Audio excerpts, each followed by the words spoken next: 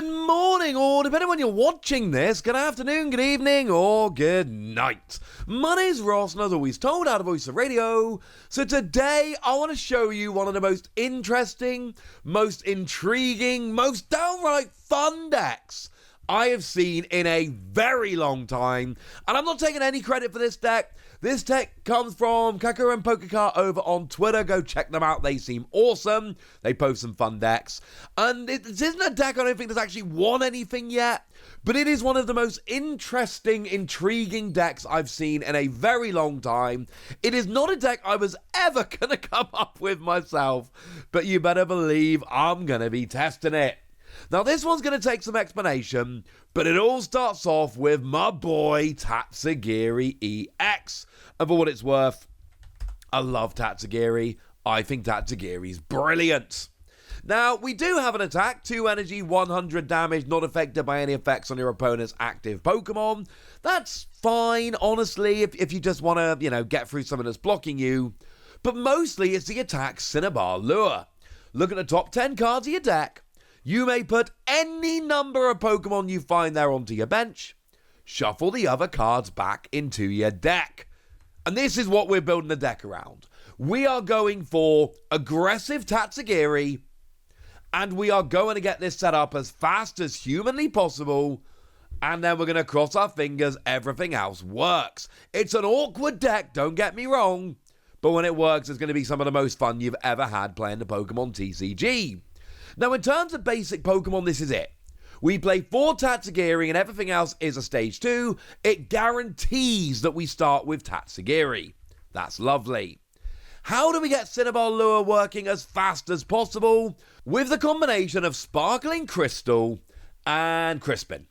Those 2 cards together will let you pay this attack cost. If everything goes right, you attack Sparkling Crystal, you play Crispin, you attach 1 energy with Crispin, the other one goes to your hand, and that's all 3 energy on, ready to go, perfect. This is how you do it. You're not playing any energy acceleration, or at least none that you can use before you use Tatsugiri's attack. You are relying on this. And then this is where the problems already start coming in, because of course you are relying on an early Crispin and Sparkling Crystal, alright? That's a little bit awkward, I grant you. Now, one of the things we are actually playing here to try and make sure this works is we are playing a full 4 copies of Town Store. Because you need to get this tool as fast as humanly possible. And there's a chance here that you just go first, attach an energy, and then turn 2, get this, attach another energy, and off you go. But what you really want to be doing is trying to use this turn 1 going second, or if you have to, turn 2 going first. So you need to get this tool, ergo Town Store becomes very important. We are playing 4 Town Store just to try and get 1 tool, which is not ideal, but, still sounds like fun to me. And actually, if we just finish off the trainers super quickly, we're literally just playing 3 copies of Boss's Orders, because, Boss's Orders. And then we're playing a full 4 copies of another new card from Surging Sparks. It's Cool Bell, which lets you only use it if you go second and only during your first turn. Search your deck for its portal card, reveal it, and put it into your hand.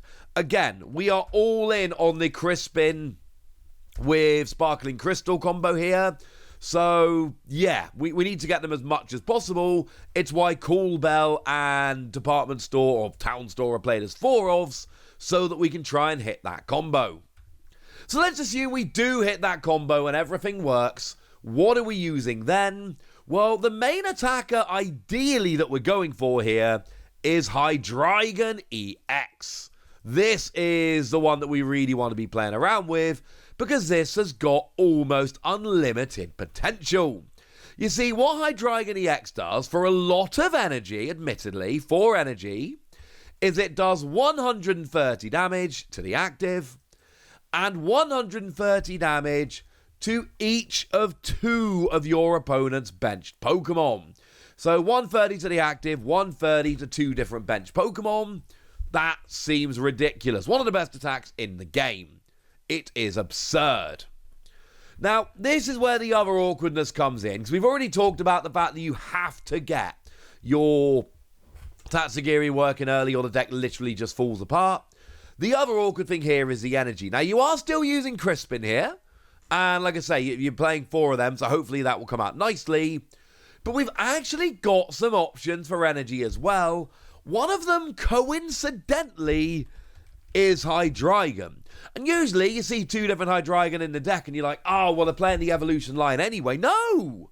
They're not playing the evolution line anyway. You're only playing these as stage 2s, hoping to hit them with Tatsugiri. It just so happens that Hydreigon is another card you really want to play. And it's got the ability Try Howl, which once during your turn, look at the top 3 cards of your deck and attach any number of energy cards you find there to your Pokemon in any way you like. It's like a weaker energy equivalent of Tatsugiri here, which then does actually start getting really awkward because you're like, well, I want to play lots of energy to hit it with Hydreigon, but I also want to play lots of energy to hit it with Tatsugiri, so then you're not playing many trainer cards, so then your setup becomes a little bit hampered. And like I told you, this was an awkward deck at the beginning.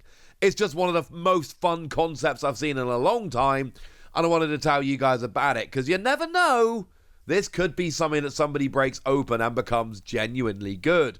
Also, when you hit the Tatsugiri combo and get your stage 2s out, because they're all stage 2s other than Tatsugiri, and then you start hitting your energy, this becomes a ridiculously good deck. And remember, you do always have Crispin here to try and help you along as your supporter card, to try and make sure the energy isn't so annoying, because essentially you get 2 energy a turn with Crispin, so you don't need to hit so much off the Hydreigon. But, you know, maybe it works. Maybe your Hydreigon come out nicely. And I should mention there is another attack here. You only need 2 energy, making it a much more manageable attack. 1 Crispin will pay it quite nicely. And it does 200 and discards the top 3 cards of your opponent's deck. Sure, it doesn't spread round to 3 different Pokemon, but in terms of doing damage to the active, this is about the most that you can do. And for only 2 energy, once you've got Hydreigon out, this is cool. And don't forget, you're also discarding the top 3 cards of your opponent's deck. But there are some other ways that we're trying to take prizes here, like the new Togekiss. For what it's worth, this is actually like a proper Surging Sparks deck. Pretty much the whole deck is from Surging Sparks.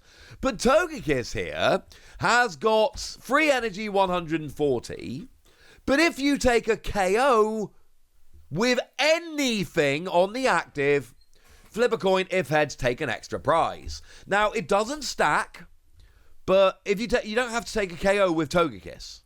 So you can sit there taking KOs with Hydreigon, etc., and you're still taking the extra prizes with Togekiss, which is wonderful. I'm a huge fan of this card. I think this card is brilliant. I think this card is annoying and really awkward, but I think if you're playing a deck where you're cheating your stage 2s out anyway, this seems like an absolute no-brainer. And fun fact, totally works with Dusknoir, because Togekiss says if your opponent's active is knocked out. Doesn't say how, just if the active gets knocked out, you get to flip that coin. So you're playing Dusknoir here, the one from Shrouded Fable, the one we've all been playing for a while. Lets you KO itself and drop 13 damage counters. And if you KO the active, that will activate Togekiss as well, which is kind of redonk. But yeah, if you're cheating stage 2s out, this makes perfect sense to me, honestly. This just seems like an absolute no-brainer. Get this one out, fill up your bench, job's a good un. And then we're playing Pidgeot, obviously. Pidgeot EX, I mean, look, Pidgeot EX goes and gets all of your, well, whatever you want. You search 1 card from your deck per turn. And the funny thing is that by the time you get this deck rolling, you're relying on your Tatsugiri to get your Pokemon, you're relying on your Hydreigon to go and get your energy, and then you can't really do very much. So this is kind of searching out your 1 supporter for the turn, or maybe just an energy, and that's about it. Because there isn't really anything else in your deck to go and search here.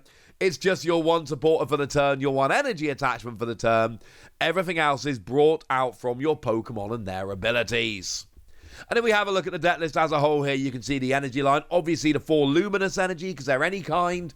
And then it's a bit of an awkward one. But you're going heavy on the darkness energy, because that works with Tatsugiri and the Hydreigon.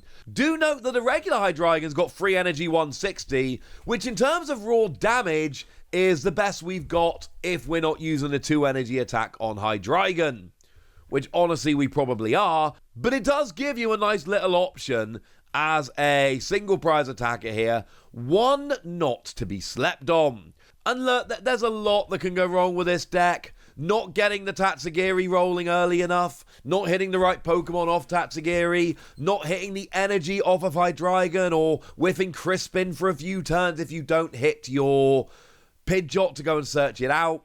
It seems like there's a lot of problems with it, but this is one of the most unique and weirdest decks I've seen in a long time, and it's one I wanted to chat with you. And given the Kakarin Pokekar was the one who came up with it, I figured we'd just show you their list and have a chat about it, so you can all go and check out their Twitter and give them some love. But now it's over to you guys. Do you think this Tatsugiri deck can actually work? Do you have any faith in it? Or do you think it's just going to be a gimmick? Let me know in the comment section. Go nuts! Be nice! And then make sure you like this video, subscribe to this channel, follow me on Twitter at TheWasi. That's where we talk about Pokemon and a whole bunch of other card games. And please do consider checking out patreon.com/PTCGradio, where you can support the channel, get some bonus podcasts and all kinds of fun things. And of course, get shoutouts on the channel like the lovely It's a Coaster, who's been a supporter of ours for a while and seems to be a very lovely person. So shout out to them for the support and the loveliness. But by far the most important thing as always, look after yourselves till next time, would ya? Thank you very much for watching. My name's Ross, and you've been watching PTCG Radio.